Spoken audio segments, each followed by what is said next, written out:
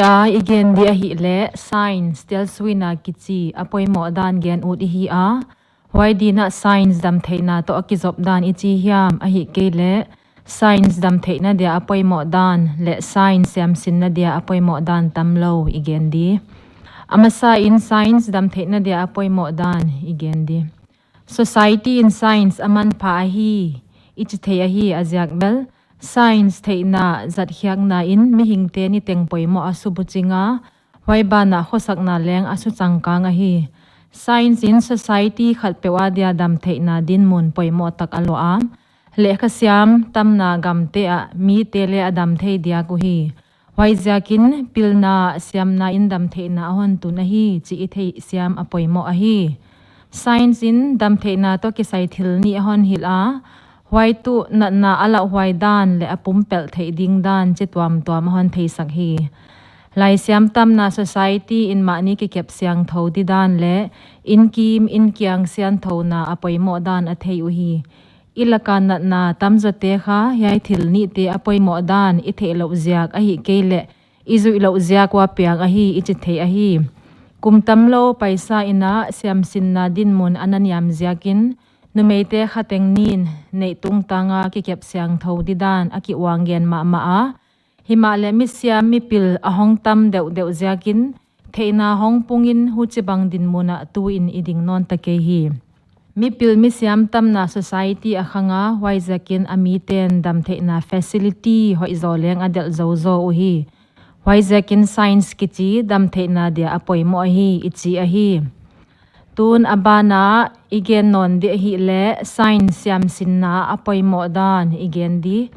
science kichi skula izil subject khat a hi a achi le ilaka mi bangza in yai subject bangja ka ki toya ki zil hiam chi itheya bangja ka skula science hil a hi kele zil poimo hiam ichi changin science in sin lai naw pangte siam na tuam problem solving le critical thinking ichi te nga theina dia han thon na pya hi thil thei u na tung to na dot na tuam hong piang te science in don na pe thei ichi a hi thil ho chik entale apple kya lel akipan gravity kichi le tungin hip na ane dan bang mu so in om hi wai bana sin lai naw pangte thil logic dewa ngai to theina le problem khat pe suk veng theina ngai to na pya a hi wai bana science akipan in sin lai naw pangten leitung le leiko ma ki sel gu go man phate bangje ki khol khom a hi ke le kep biding hiam chi te bang leng thei u hi kim le kyanga hin na nei le nei lo te ki zom khom le panna nei cha tu a hi dan le science in hon sin sak hi science in gan hing le sing chi tuam a hi ke le za tuam khen khate tunia mangthang ta hi chi leng hon thei saka wai zakin hun paisa a hi khelte bol dikisam hi chi leng hon hil hi wai changin science in kho om dan chi tuam leng hon sin saka